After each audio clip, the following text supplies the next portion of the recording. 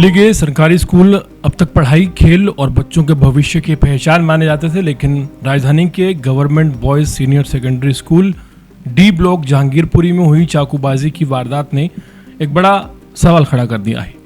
क्या अब दिल्ली के सरकारी स्कूल भी गैंगबाजी और चाकूबाजी की चपेट में आने लगे हैं? जिस जगह बच्चों के हाथों में किताबें होनी चाहिए, वहां अब चाकू पहुंचने लगे हैं। यह घटना महज एक छात्र पर हमला नहीं, बल्कि स्कूल की सुरक्षा व्यवस्था और नाबालिग अपराधियों के बढ़ते हौसले पर भी सवाल खड़े कर रही है।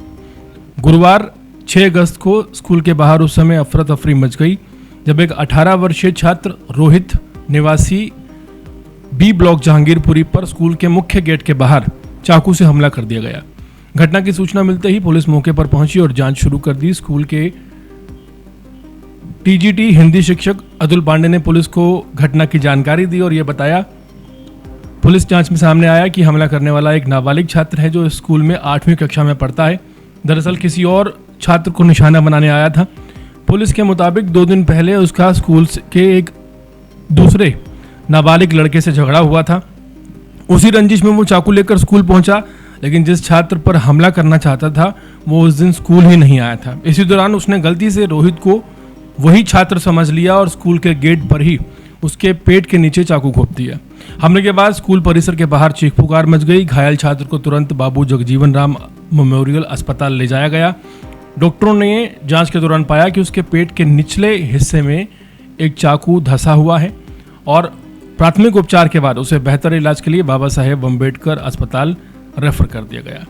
राहत की बात यह है कि डॉक्टरों के अनुसार फिलहाल छात्र की हालत स्थिर है और उसका इलाज भी जारी है।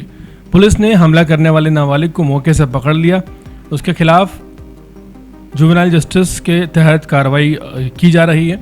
पुलिस अब ये भी जांच कर रही है कि नाबालिग के पास चाकू कहां से आया और क्या वो किसी स्थानीय गैंग या आपराधिक समूह के संपर्क में था।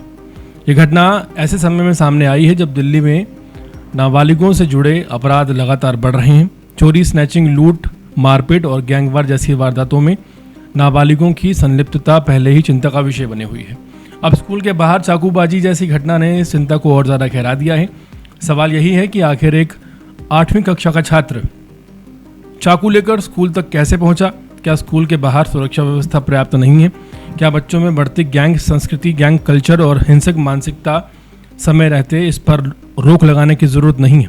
फिलहाल पूरे मामले की जांच हो रही है, लेकिन इस घटना ने अभिभावकों, शिक्षकों और प्रशासन को सोचने पर मजबूर कर दिया है कि अगर स्कूल के बाहर भी चाकूबाजी होगी तो फिर शिक्षा का एक सुरक्षित माहौल कैसे मिलेगा। यह वारदात सिर्फ एक छात्र पर हमले की नहीं, बल्कि उस खतरनाक बदलाव की चेतावनी है जहां नाबालिगों के हाथ में किताबों की जगह हथियार आने लगे हैं और जिसका कोई लेना देना नहीं पूरे मामले में, वो नाबालिग शिकार हो जाते हैं।